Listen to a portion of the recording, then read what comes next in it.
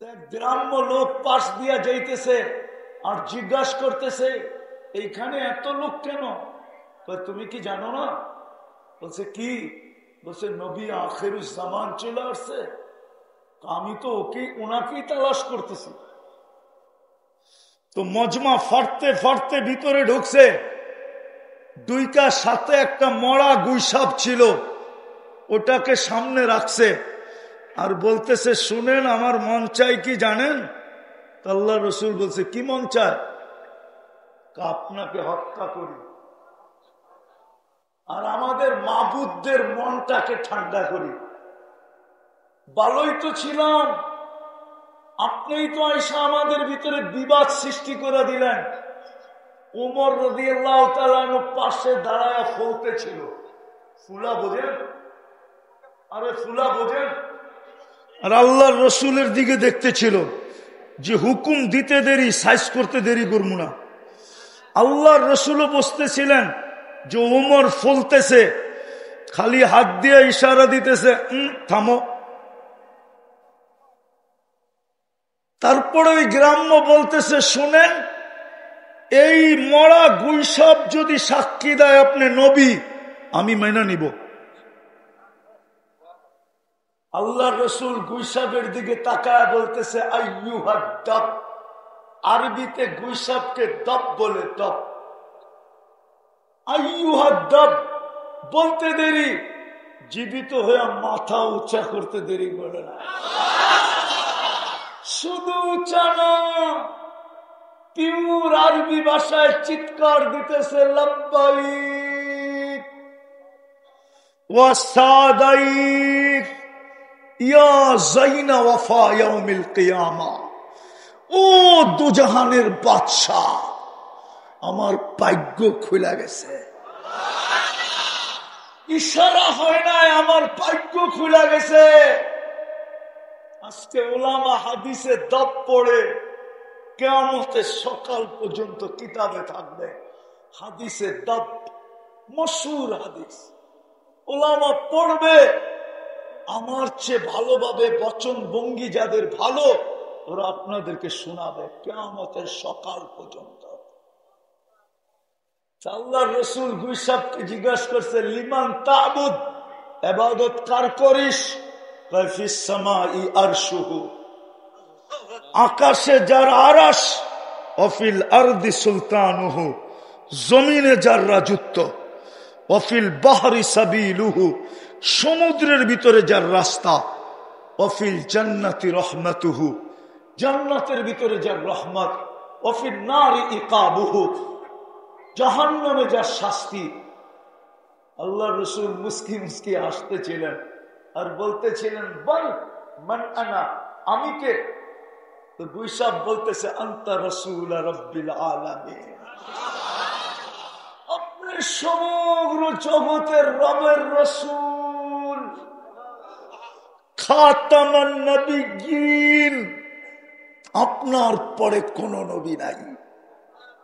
মান আমানা বিকা ফাস, যে আপনার গোলাম হবে, আপনার সাথে সম্পর্ক গড়বে, আপনাকে ভালোবাসবে, আপনাকে মহব্বত করবে, আপনার সাথে বন্ধুত্ব হবে, আপনার সাথে ইয়ারি হবে, আপনার সাথে দোস্তি হবে, পুরো ভাগ্য আমার মতো খুলে যাবে।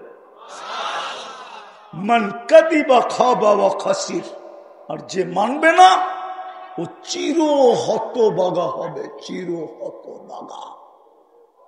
আমি শেষ জায়গায় চলে আসছি, শেষ জায়গায় চলে আসছি। আল্লাহর হুকুম ছিল আমার বন্ধুর গোলাম হয়ে যা, তুই আমার গোলাম, আমি মেনে দেব। এই জন্যই তো মনে হয় কবি লেখছেন, আমি বলি না, কবি লেখছে। কোন হাদিস কোরআনের নিচুর সার মর্ম এক ছন্দে এক কবিতায় জমা করে দিছে, क्या वफा तूने मोहम्मद से, ओ उम्मत मोहम्मदी, क्या वफा तूने मोहम्मद से, तो हम तेरे हैं, ये दुनिया क्या चीज है, लौह कलम तेरे हैं। আল্লাহ বলে, আমার বন্ধুর গোলাম হয়ে দেখ, আমি তোর হয়ে যাব। এই দুনিয়া কি জিনিস? আজকে বলে ভাই ভাই চক্ষু উঠায় দেয়, ভাই ভাই চোখ উঠায় দিতেছে না, না দিতেছে না, দিতেছে। আছে সমাজে জোর, আছে সমাজে মিল, আছে সমাজে মহব্বত, আছে সমাজে ভালোবাসা, আছে সমাজে সহানুভূতি, আছে সমাজে সহযোগিতা। হায় হায় হায়, কোত্থেকে থাকবে? সমাজ তো দূরের কথা, কোনো ঘরেই তো নাই, কোনো ঘরেই তো নাই, কোনো ঘরেই তো সুখ নাই। যদিও সারাদিন ছুটতেছে সুখের আশায়, সবার পরিশ্রম সুখের জন্য, সবাই ঘর বাঁধতেছে সুখের জন্য, সবাই সন্তান জন্ম দিতেছে সুখের জন্য, সবাই সন্তানকে বড় মানুষ করতেছে সুখের জন্য, কিন্তু সুখ তো নাই। কোত্থেকে হবে? কোত্থেকে সুখ হবে? মুহাম্মদুর রাসূলুল্লাহর গোলামি বাদ দিয়া ওই রসুল যিনি সৃষ্টির সর্দার, যিনি নবীদেরও নবী, রসুলদেরও রসুল, ইমামুল আম্বিয়া, যাকে পয়দা না করলে আল্লাহ কিছুই করতেন না। হায় হায় হায়, ওলামাটা এই কথাটা মানে বটে। আম্মাজান বলছিলেন, বাচ্চা পেটে আসলে মহিলাদের যত লক্ষণ আর কষ্ট হয়, দুজাহানের বাদশা পেটে আসার পরে না কোনো লক্ষণ না কোনো কষ্ট আমার ছিল না, আমি অনুভবই করি নাই। তাহলে আমি প্রশ্ন করব, পেটে আসলো জানলো তো জানলো কি করে? তাইলে ওই কথা মনে হয় কিতাবের সত্য। পেটে আসতে দেরি, ঘরের খাওয়ার সালাম দিতে দেরি করে। আমেনাকে সালাম দিত, আমেনা সালাম, আমেনা প্রথম তো হাক্কা বাক্কা খায়া গেছে, দেওয়ালের থেকে আওয়াজ, তো দেওয়াল ভয় দূর করে দিছে। আমেনা, পেটে দুজাহানের বাদশা সালাম দিব না তো দিব না কেন? তোমার পেটে দুজাহানের বাদশা সালাম দিব না তো শুধু দেওয়াল না, বাহিরের পাথরের কণাও দেখলে সালাম দেয়। বাহিরে গেলেন মেঘ ছুটা চলে আসে, প্রথমে সালাম দেয়, তারপরে ছায়া দেয়, তরুণতা পর্যন্ত সালাম দেয়। পুরা শরীরে সুগ্রাণ আর গ্রাণ। আমিনও ভাবতেছে এই গ্রাণ, কেননা বিধবা ছিলেন, বিধবা সুগ্রাণ লাগাইতে পারে না, কিন্তু আমেনা করবে তো কি করবে? সুগ্রাণ তো সে লাগায় না, সুগ্রাণ তো তার না, সুগ্রাণ তো দুজাহানের বাদশা, সুগ্রাণ তো মুহাম্মদুর রাসূলুল্লাহ। পুরা আরব মক্কায় ছড়ায় গেছে সুগ্রাণ সুগ্রাণ। আমেনা যেদিক দিয়া যায় সুগ্রাণ ছড়াইতে ছড়াইতে যায়। বিধবানা সুগ্রাণ লাগায় না, এই সুগ্রাণ তো মক্কায়ও পাওয়া যায় না, মক্কার সুগ্রাণের সাথে তো মিল নাই। এ পায় তো পায় কোত্থেকা? আরে তুমি মক্কায় এই সুগ্রাণ পাবে কোত্থেকা? এ তো সাইয়্যিদুল আউয়ালিন ওয়াল আখিরিন, দুজাহানের বাদশার গ্রাম। এক কান দুই কান কথা চলে আসছে আব্দুল মুত্তালিবের কাছে।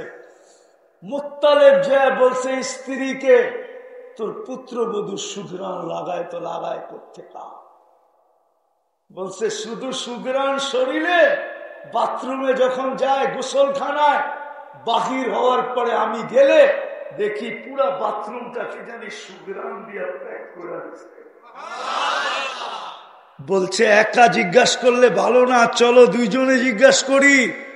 জিজ্ঞাসা করছে দুইজনে, মা ও মা, এই সুগ্রাণ কই পাস? তো বলছে বাবা মা, সুগ্রাণ শুধু শরীরে না, আমার থুতুতেও সুগ্রাণ, আমার না পেটেরটা সুগ্রাণ, পেটেরটা। হ্যাঁ হ্যাঁ, স্বপ্নে জানিয়ে দেওয়া হয়েছে, আমেনা তোর পেটে দুজাহানের রাজা চলে আসছে। রাজা, কিয়ামতের মাঠের রাজা চলে আসছে। দুনিয়ার রাজা তোর পেটে চলে আসছে। কুয়ার পাশে যখন যাইতেন তো পানি রশি দিয়ে উঠাইতে হতো না। আমেনা যাইতে দেরি, পানি উপরে উছলায়া আসতে দেরি হতো না। মক্কার মেয়েরা অপেক্ষা করত আমেনা কখন কুয়ার পাশে যাবে, কেননা আমেনা না গেলে রশি দিয়ে উঠাইতে হবে, কষ্ট হবে। আমেনা গেলে তো পানি উছলায়া উপরে উঠা আসে। আমি তো বলি আমেনা যাওয়ার পরে পানি শুধু উছলায়া আসে না, পানি আইসা বলে আমেনা আসলি কেন? খবর দিলে তো বাড়ি যেয়ে বইড়া দিয়ে আসতাম। তোর পেটে দুজাহানের বাদশা। মানেন না? তাইলে একটা দলিল দিয়া মানাই আপনাদেরকে। একজন বুজুর্গ ছিলেন আবু আব্দুল্লাহ জাজুলি। বড় বড় আল্লাহ আল্লাহরা ওনার দুরুদ পড়ে, দালাইলুল খায়রাত। জান, আপনাদের নারায়ণগঞ্জের সবচেয়ে ডিআইটি মসজিদেরই খতিব সাহেবের কাছে যান, ওনারে যা বলেন দালাইলুল খায়রাত চিনেন, তো উনি চোখগুলা বড় করে বলবে তোরেই খবর দিল কে? তুমি কি করে দালাইলুল খায়রাত পড়ো? একমাত্র দুরুদের কিতাব প্রতিদিন হিসাবে, যেটা পড়তে গেলে এজাজত লাগে। আবু আব্দুল্লাহ জাজুলি রহমতুল্লাহ আলাইহি লেখছেন, ওনার খানদান এখনো মিশরে আছে।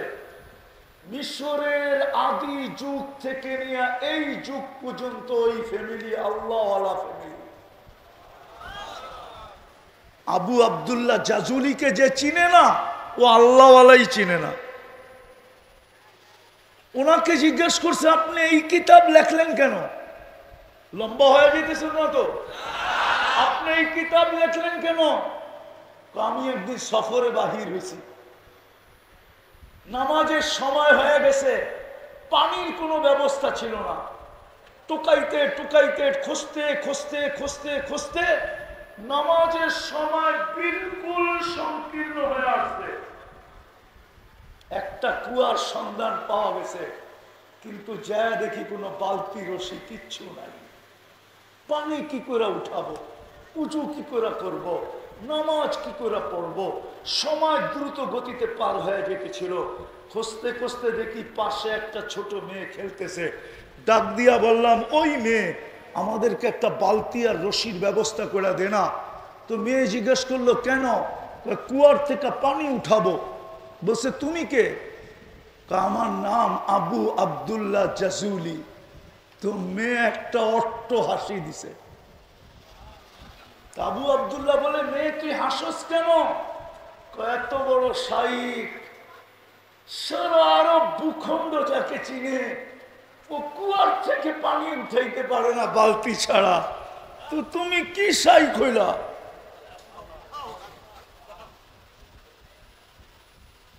তারপরে বলতেছে চল শাইখ তোকে পানি উঠায় দেই। মেয়ে গেছে কুয়ার পাশে আর থুতু দিছে, থুতু পানি উছলে উপরে চলে আসছে। বলতেছে কর উজু, খা পানি। তো উজু করে তাড়াতাড়ি নামাজ পড়া ধরছে। ওই মেয়ে, তুই এত বড় বুজুর্গি পাইলি কি করে? সারা আরব ভূখণ্ড আমাকে মানে আবু আব্দুল্লাহ জাজুলি, তুই এত বড় বুজুর্গি পাইলি কি করে? আমি বকরি চড়াই, বকরি, আর সারাদিন আল্লাহর হাবিবের উপরে দুরুদ পড়ি। দুরুদের কারণে আল্লাহ এই বুজুর্গি আমাকে দিছে। আমি কুয়ায় থুতু দিলে পানি উছলায় আসে।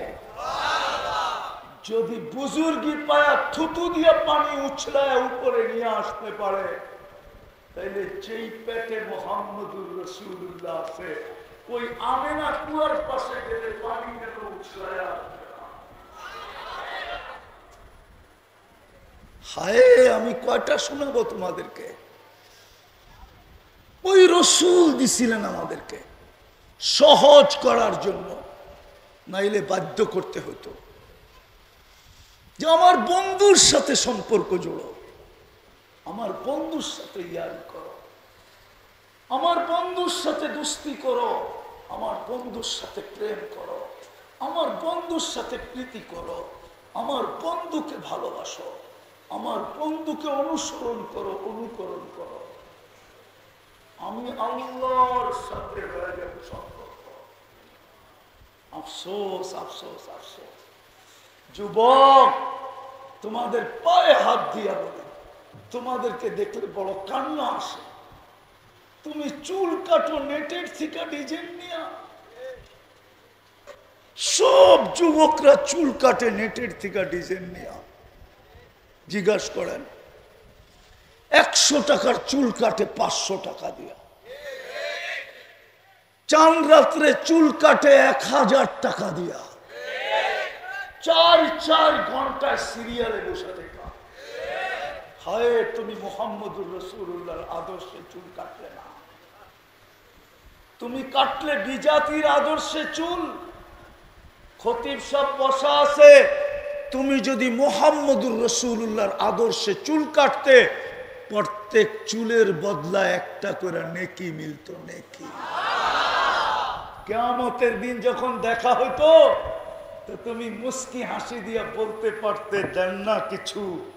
যদি জিজ্ঞাসা করতো, হাউজে কাউসারের পানি তো পিলায় দিলাম, পান করায় দিলাম, পিপাসা তো চুরে দিনের জন্য দুরবিত হইল, এখন আবার কি চাস? তো তুমি মুস্কি হাসি দিয়া বলতে পারতে, যৌবন অবস্থায় সারা দুনিয়া ডিজাইনের পিছে দৌড়াইতো, আর আমি আপনার আদর্শের চুল কাটার পিছে দৌড়াইতাম, আমি আপনার আদর্শ মতো চুল কাটতাম, আমাকে আজকে কিছু দিবেন না? ও নারায়ণগঞ্জের যুবক, ওই রাসূল যার শান বয়ান করা আল্লাহ করে, আমি কোত্থেকে করব? ওয়ারাফানা লাকা যিকরাক, যার শান আল্লাহ বয়ান করে, যার শানের জন্য আল্লাহ সেমিনার করেন। ইয আখাযাল্লাহু মিসাকান নাবিয়্যিন, কোরআনের এই আয়াত আমাকে বুঝায়, রুহের জগতে আল্লাহ নবী রাসূলদের সেমিনার করছেন শুধু বন্ধুর শান বুঝানোর জন্য। বন্ধুর শান, ওই রাসূলের আমি শান বয়ান করব? তোমাকে আমাকে দিছিলেন নিজেকে শানওয়ালা বানানোর জন্য, নিজেকে আল্লাহর কাছে করার জন্য। কিন্তু আফসোস, আফসোস যুবক, আফসোস আমার সমাজের উপরে, আফসোস আমার মা বোনদের উপরে, আফসোস আমার পুরুষদের উপরে, আফসোস উম্মতে মুহাম্মদীর উপরে। নবীর আদর্শ ছেড়ে দিল, যেই নবী 23 বছর চোখের পানি আমাদের জন্য ঝরান বন্ধ করেন নাই, 23 বছর চোখের পানি শুকায় নাই। ও যুবক, দুনিয়াটা বাদ দিলাম, যে আরো সে যে তোমাকে আমাকে বলে নেয়। আল্লাহ তো সালাম দিছিলেন বন্ধুকে, আত্তাহিয়াতের ভিতরে যে আমরা পড়ি, আসসালামু আলাইকা আইয়ুহান নাবিয়্যু ওয়া রাহমাতুল্লাহি ওয়া বারাকাতুহু। এই সালাম তো আল্লাহ বন্ধুকে দিছিলেন, বন্ধুকে। কিন্তু বন্ধু সাথে সাথে চিৎকার দিয়া উঠছে, আমাকে সালাম। উম্মত, আমার উম্মতকে কিছু দিবেন না? এইখানেও উম্মত, আরশের উপরও উম্মত, অথচ দেখবে তো দূরের কথা, 70,000 পর্দার ওই পাশ থেকে আল্লাহ দেখানোর জন্য তাজাল্লি দিছিলেন। ফালাম্মা তাজাল্লা লিল জাবাল খাররা মূসা সাইকা, মূসা আলাইহিস সালাম বহু দূরে যায় পড়ছেন, 40 দিন বেহুশের মতো ছিলেন। অথচ আমাদের নবীজি আরশের উপরে, যেখানে নূরীদের সর্দার পর্যন্ত ফেল। জিবরিল আলাইহিস সালাম কার সর্দার? কাদের সর্দার? ফেরেশতা কি দিয়া বানানো? নূরওয়ালাদের চিফ অফ স্টাফ এক জায়গায় যায় থেমে গেছে, বলছে কেন থামলেন? আগে যাওয়ার অনুমতি নেই, আপনি যান। দ্বিতীয় আরেকটা বলছে শুধু অনুমতি না, আমি নূরের তৈরি হইলে কি হবে, আমার এই দেহে ফিটনেস নাই। কি নাই? ফিটনেস। নূরি সর্দার যেখানে যায় ফেল হয়ে গেছে। মুহাম্মদুর রাসূলুল্লাহ যাইতেছে, যাইতে যাইতে যাইতে যাইতে যাইতে যাইতে কাবা কাউসাইনি আও আদনা, কাবা কাউসাইনি আও আদনা, তীর মধ্যখানে দিয়া, তো ধনুক তীরকে যখন টানা হয় তো ধনুকের দুই মাথা যেরকম আইসা একত্রিত হয়, কাবা কাউসাইনি আও আদনা, দুইজন আইসা এরকম মিলা গেছেন। যেটা নূরের জগৎ, হারায় যাওয়ার কথা ছিল, অস্তিত্বহীন হয়ে যাওয়ার কথা ছিল, ওইখানে উম্মত কিন্তু সব ভুলে গেছেন। হাসান ভুলে গেছেন, হুসাইন ভুলে গেছেন, ফাতেমা ভুলে গেছেন, আলী ভুলে গেছেন, উম্মাহাতুল মুমিনিন ভুলে গেছেন, নিজের পরিবার ভুলে গেছেন, কুরাইশ ভুলে গেছেন, সব ভুলে গেছেন, কিন্তু উম্মত ভুলেন না। বলছে আমাকে ছাড়ান, উম্মতকে কিছু দিবেন না। বলছে বন্ধু এখানে উম্মত কি চান? তো নিজেই চিৎকার দিয়া বলে উঠছেন, ওয়ালা ইবাদিল্লাহিস সালিহিন, যতটুক আমাকে দিলেন ততটুক আমি উম্মতের জন্য নিলাম। ও নারায়ণগঞ্জের মানুষ একটু বোঝেন, আমি আমার সমাজকে দেখতেছি, সামান্য একটা ইউনিয়ন, সামান্য একটা ওয়ার্ড, সামান্য একটা ওয়ার্ডের চেয়ার পাওয়ার জন্য, সামান্য একটা ইউনিয়নের চেয়ার পাওয়ার জন্য আমার জাতি মরতে রাজি, আমার জাতি মারতে রাজি, আমার জাতি স্ত্রীকে বিধবা করতে রাজি, সন্তানদেরকে এতিম করতে রাজি, আমার জাতি রক্তের বন্যা বইতে রাজি। সামান্য একটা ইউনিয়ন পরিষদের চেয়ারের জন্য, একটা ওয়ার্ডের চেয়ারের জন্য কিয়ামতের দিন তো আমাদের নবীজিকে দিবে আল্লাহ মাকামে মাহমুদ। খতিব সাহেবকে জিজ্ঞাসা করেন মাকামে মাহমুদ কি, কোন চেয়ার? দুটাই বানাইছিলেন কুদরত দিয়ে, একটা নিজের জন্য, একটা বন্ধুর জন্য। নিজেরটার নাম কুরসি, বন্ধুরটার নাম মাকামে মাহমুদ। কিন্তু বৈশা তো দেখবেন না কিয়ামতের মাঠে।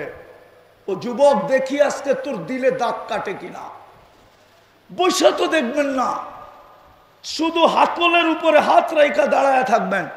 আল্লাহ বলবে বসবেন না কেন? বলছে যে তিন জায়গায় ছুটবে ও বসে কি করা।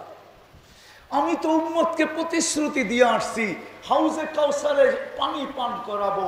আমি চাই না উম্মত অপেক্ষা করুক, আমি চাই আমি অপেক্ষা করি। উম্মত আসতে দেরি, আমি যেন পান করাইতে দেরি না হয়, বিদায় আমি ছুটবো হাউজে কাউসারে। উম্মত আসতে দেরি, নিজের হাতে পানি পান করাইতে দেরি করবো না। আমি তো চেয়ারে বসবো না, আমি তো হাউজে কাউসারে যাব। ওইখান থেকে আমি মিজানে যাব।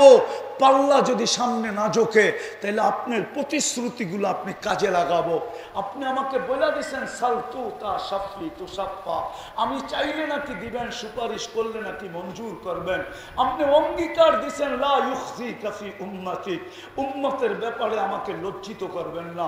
আপনি অঙ্গীকার দিচ্ছেন সাউফা ইউতিকা রাব্বুকা ফাতারদা, আপনাকে আমি রাজি করে ছাড়বো। আমি প্রত্যেকটা অঙ্গীকার মিজানের ওইখানে প্রয়োগ করব। যদি পাল্লা না চোখে তো চাইতে থাকবো, চাওয়ায় কাজ না হলে সুপারিশ করব, সুপারিশে কাজ না হইলে আমি বলবো লজ্জিত হয়ে যাব। আমি সর্বশেষ বলবো রাজি হব না না না না না। উম্মতের পাল্লা ঝুঁকায় দেন, আবার আমি পলসেরাতে ছুটবো। পার না হইতে পারলে দুরুদের গাঠটি দিয়ে আমি পার করায় দেব। যে তিন জায়গায় দৌড়ায় ও চেয়ারে বসে তো বসে কি করে? বসবে না, কসম খোদার বসবে না। শুধু দেখবে আর হাত রাইখা দাঁড়ায় থাকবে, বৈশা দেখবে না। বলো যুবক ওই দিন, যেই দিন 1.25 লক্ষ নবী চিৎকার দিবে, না মাকে চাবে না বাবাকে চাবে, না ফ্যামিলি চাবে না সন্তান চাবে, শুধু একটাই মুখে চিৎকার থাকবে, রব্বি নফসি নফসি। আদম থেকে ঈসা পর্যন্ত 1.25 লক্ষ নবী, 312 জন রসুল, 3 জন কিতাবদারি রসুল, 4 জন প্রথম সারির রসুল, সবাই চিৎকার দিবে রব্বি নফসি নফসি নফসি নফসি নফসি। সমস্ত ফেরেশতা জিবরিল পর্যন্ত চিৎকার দিবে রব্বি সাল্লিম সাল্লিম সাল্লিম সাল্লিম, রব আমার উপরে শান্তি নাযিল করেন।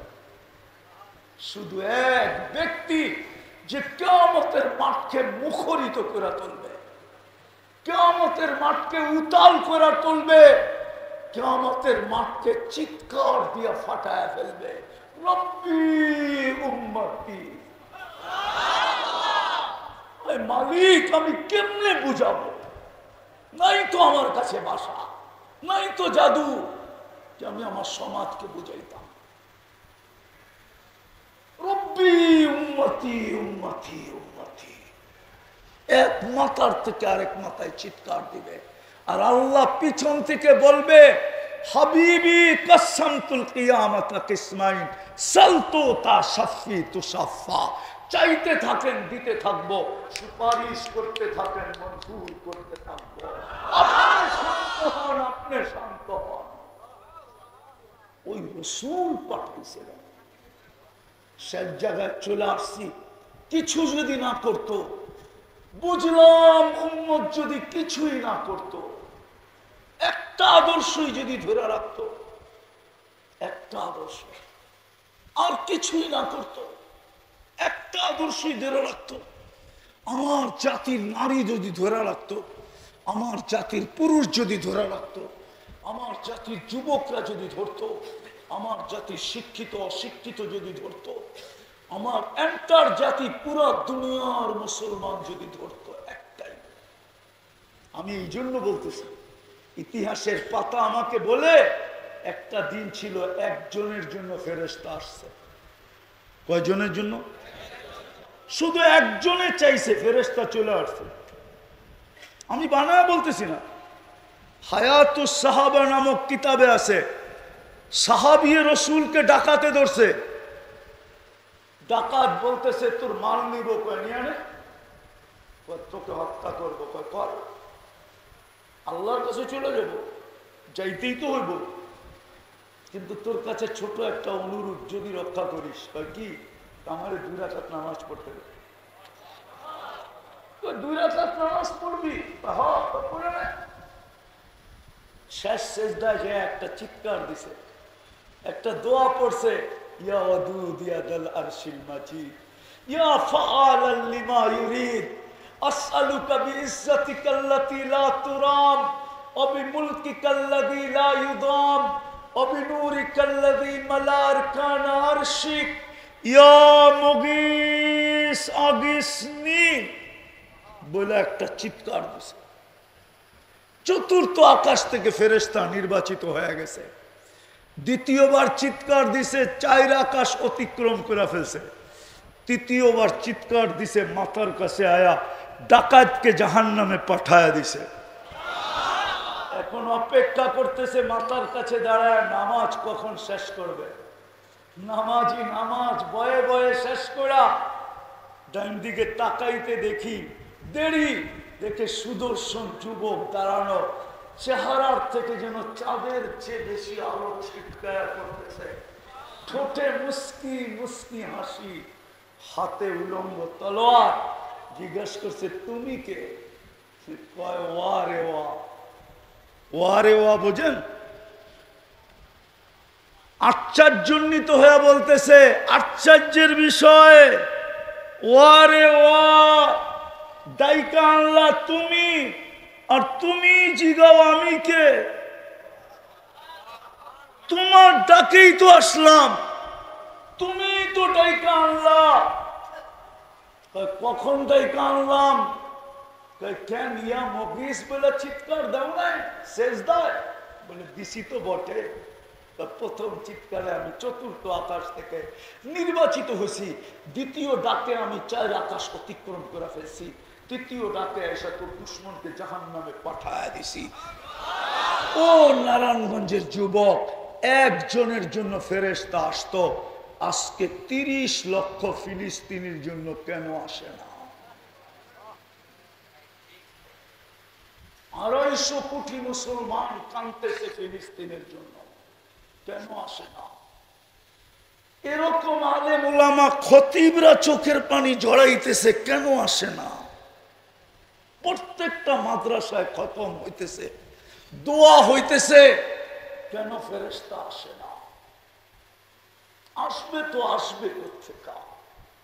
নবীর একটা আদর্শ যদি ধরে রাখতো এই উম্মাহ, যুবক যদি আজকের থেকে চুল কাটা ছেড়ে দিত, নবীর আদর্শে চুল কাটতো, নবীর পোশাকে নিজেকে সজ্জিত করত, নবীর রঙে রঙিন হইতো, মা বোনরা যদি নবীর রঙে রঙিন হইতো, যুবক পুরুষরা যদি নবীর আদর্শে আদর্শবান হইতো, হাজারগুলা বাদ দিলাম যে চোখের পানি কিয়ামতের দিন কাঁদবে। দেখি আরেকটু আপনাদের তিলে আঘাত দেওয়া যায় কিনা। আমি দেখি না, আবুল সামরকান্দি রহমতুল্লাহ আলাইহি লেখছেন, আমাদের নবীজি কবর থেকে উঠবে, ওয়াহুয়া ইয়াবকি ওয়া ইয়াকুল, চোখে পানি থাকবে, মুখে চিৎকার থাকবে, জিবরিল আইনা উম্মতি।